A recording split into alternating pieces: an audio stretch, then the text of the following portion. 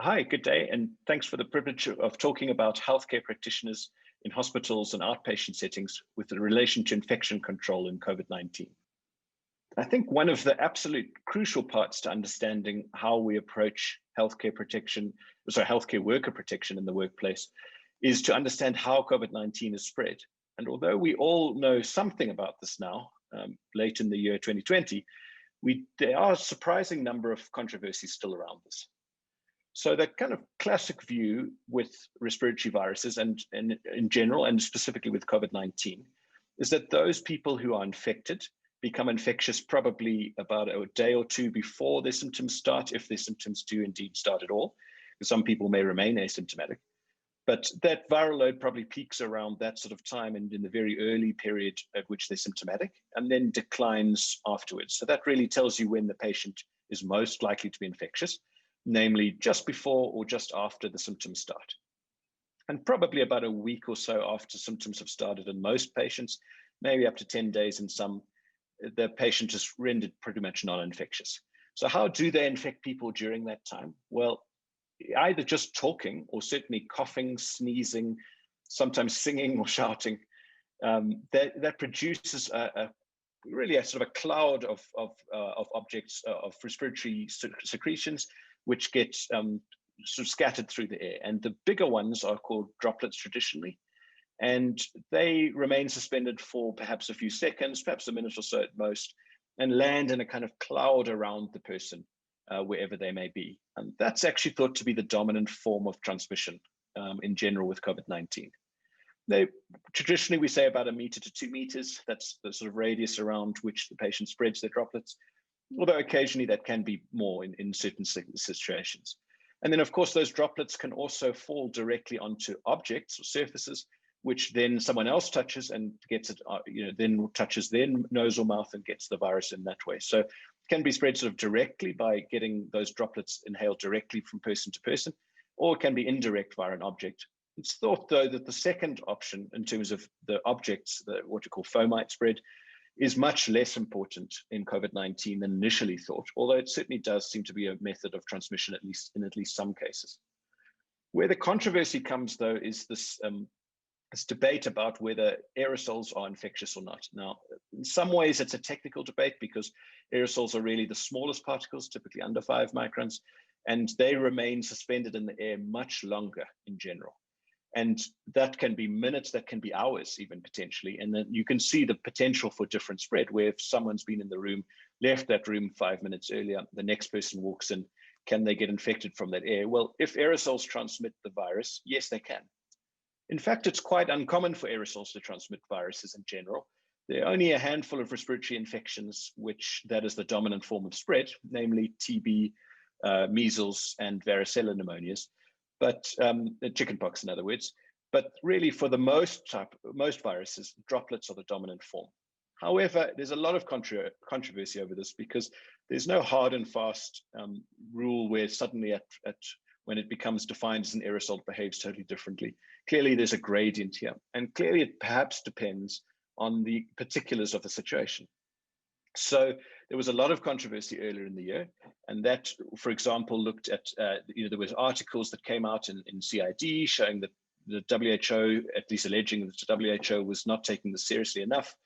WHO has hit back, and their position is still that the aerosols are not at all a likely source of infection in the majority of cases, but there's considerable controversy, and that drives some of the problems that we're seeing in terms of the PPE use and how to protect healthcare workers. And a typical sort of project and research that may come out and has come out many times during COVID-19 is this sort of study. And this is just one example of it, where, for example, researchers went around to try and distinguish between aerosols and droplets, and sampled places where you would think droplets wouldn't reach, but aerosols might, such as, for example, the grid high up above the patient's bed or something like that. And they were able to find small amounts of virus in that, which you would think suggests then that aerosols are a viable form of transmission. However, just finding small amounts of virus there is not really enough. You would really ideally want to show that there's at least enough viable virus there to grow, so see if you could culture it. And none of these studies really have been able to culture those virus detected by PCR from those sort of sites.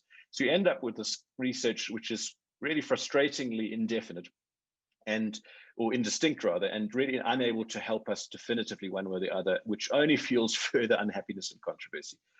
Where, though, I think people have mostly settled, I think is as consensus is as follows, though. We understand that most COVID-19 infections are spread by close contact. In other words, either directly from those droplets or via the objects that the person touches. And really, we know that aerosols can't be the dominant form of transmission because it would look totally different when you investigate outbreaks. We understand from contact tracing and cluster investigations that really, the pattern of infections really is close contact to close contact, not typically aerosol. Also, most aerosol infections tend to have a very high reproductive number. In other words, they spread from person to person at really a much higher rate. The SARS-CoV-2, in other words, the agent for COVID-19, is really not that high in terms of R.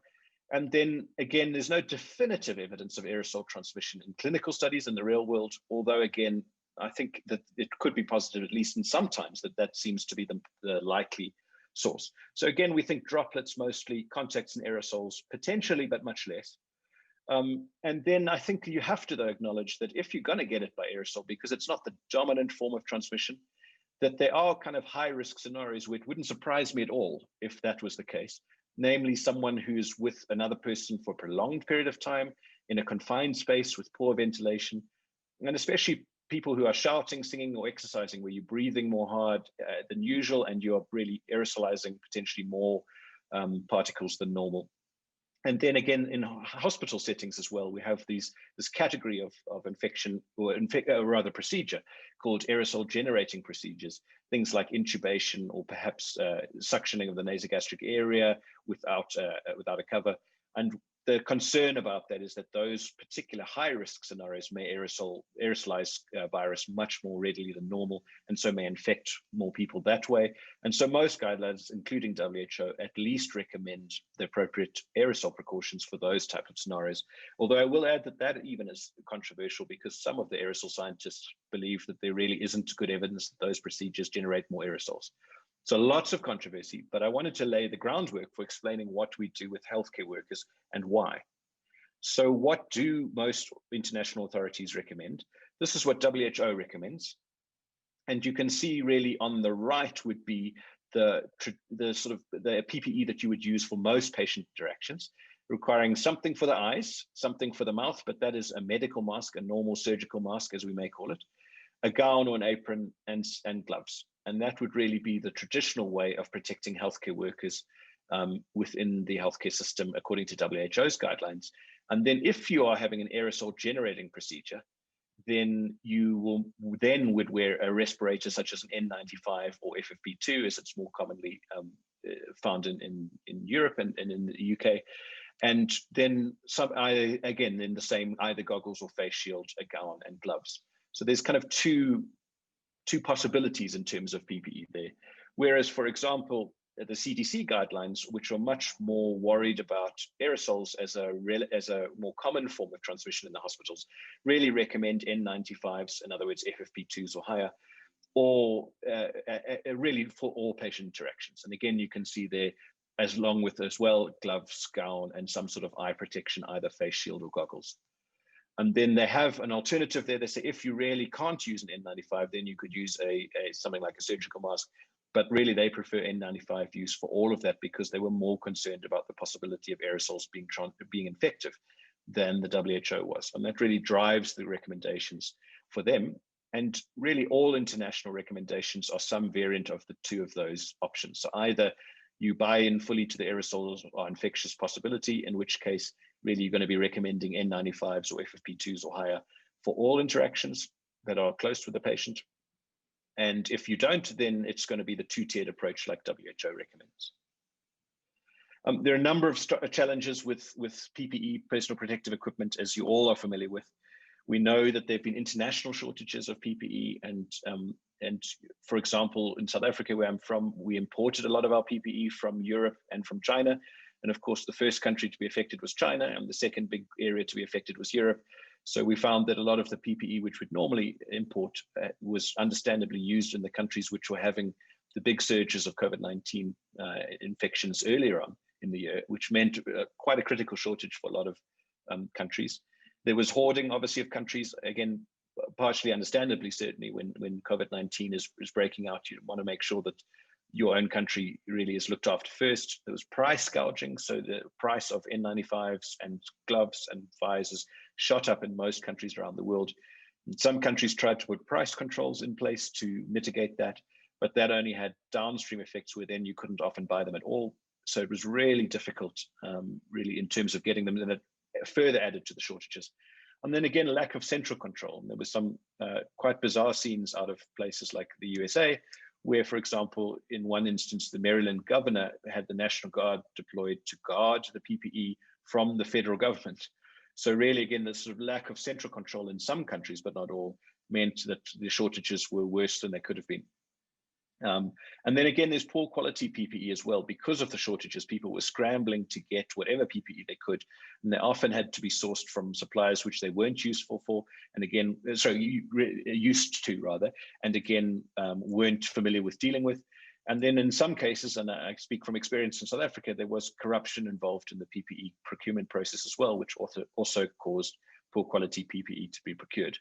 So enormous challenges. There were some studies done in the United States showing that on surveys, about half, just short of half the nurses, and this was in May, had reported a stock out of PPE. In other words, they were inadequately given, inadequate PPE for what they were required to do, which of course increased the number of healthcare worker infections and demoralized the healthcare services further. But I don't want to focus too much on PPE entirely, because that's clearly only one part of the ways to have infection prevention control in the COVID-19 era. That's the bottom part of the pyramid. And it's actually, this is from the CDC, a really nice article, which I'll link to in the next slide. But it shows you really that the PPE is the bottom of the pyramid on this, but it's an inverted pyramid. In other words, it's actually the least effective way of preventing infections for healthcare workers and preventing infections to patients as well within the healthcare setting. And you can see about all those other layers really of the hierarchy of controls. It's very hard to eliminate COVID-19, at least now. So the top and most effective way is difficult, and substitution as well was difficult. But there were a lot of administrative and engineering things that could be done. And I'll go through a few of them in the last few slides here to show you what other features hospitals can do. So again, this link is in the bottom there. It's a wonderful CDC article, and really highlights a lot of the ways you can help prevent healthcare worker infections and patient infections, and really prevent the spread of COVID-19 within healthcare facilities, either inpatient or outpatient. So one of the big ways of doing it is to limit the number of patients who are going to hospitals in the first place. Now that sounds bizarre, but if you think about it, what you could do, for example, is those patients who have elective procedures, as you could postpone them, those patients who are just coming for follow-up, may be able to defer that or get their medicines without seeing the doctor at the pharmacies. For example, you could expand the number of scripts given. And that really does aid in reducing the total number of patients who come to the hospital in the outpatient settings. Because we know, again, population density is a big driver. In other words, if you can make the hospital less full, despite being a pandemic, you will benefit in terms of preventing infections. Telemedicine, really, the era has opened with COVID-19 now. And it's unfamiliar with many doctors, and it's also difficult in some systems like the United States in terms of payment. But this is a way for the future. And again, I think we're finding that a lot of the patient consults could be done almost as well, if not as well, as patient consultations in person. You could do them by telemedicine.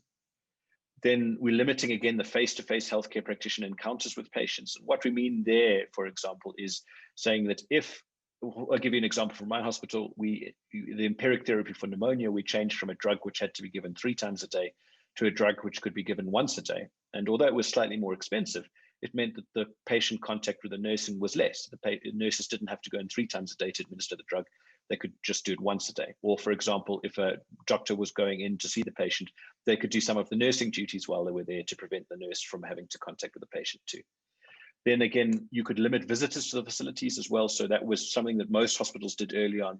They banned almost visits to the facilities, but that really had a lot of side effects, which were horrible in the sense that patients who were doing poorly, for example, could not be around their family then. And then that is one thing that we have to do absolutely better. And I think the healthcare fraternities got a lot better at that as time's gone on. We now often in a lot of facilities are allowing families in as long as they're wearing PPE, to be with their loved ones if they're very sick.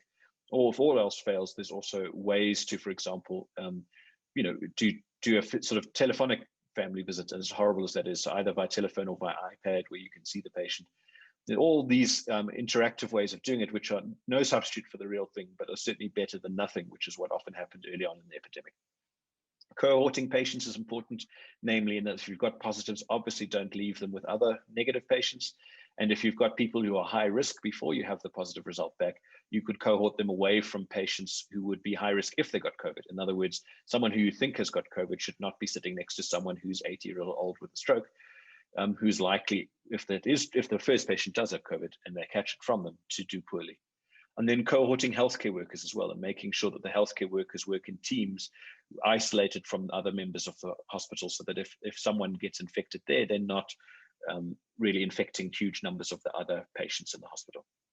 And then engineering controls, lastly, include things like physical barriers, where you could put barriers between beds, perspex screens, or even just curtains, which may help. Ventilation systems, which are a really important feature here. And it can be as simple as just opening the windows if the weather permits that, in the rooms you're in, and facilities like that, or of course extraction fans, upgrading where if possible in the high-income countries, things like negative pressure rooms, and having dedicated airborne infection and isolation rooms available for those patients who are likely to be the most infectious when you get there. And of course, this will have to be tailored enormously to the individual scenarios in the hospitals. And I just wanted to finish off by showing you an example from a middle-income country, my own one. And this was a guide that was produced really by some very dedicated infectious diseases doctors who looked at what you could do at a local clinic, which was not well resourced, and what you could do to prevent infections. And for example, you can see here, there was a plan to screen every patient and then move them to particular areas depending on whether they were high risk or low risk, because then you could at least cohort the risk, if you like. And of course, there's no risk in COVID. Patients can be totally asymptomatic and have COVID, but at least some of them you could cohort into high risk and low risk areas. And then also things you can do. For example, at this clinic, it wasn't possible to redesign an entire layout of the clinic, but you could erect physical barriers between the beds and make sure, for example, that you had the commodes or toilets allowed per bed rather than sharing toilets, and that you had the patient wearing a mask at all times, and that you limited staff contact wherever possible. This is just one example. There's many examples like this, but it really speaks to the key point here, which is that you have to really be aware of the possible options, but tailor the options and tailor what you do to your individual scenario. Thank you very much.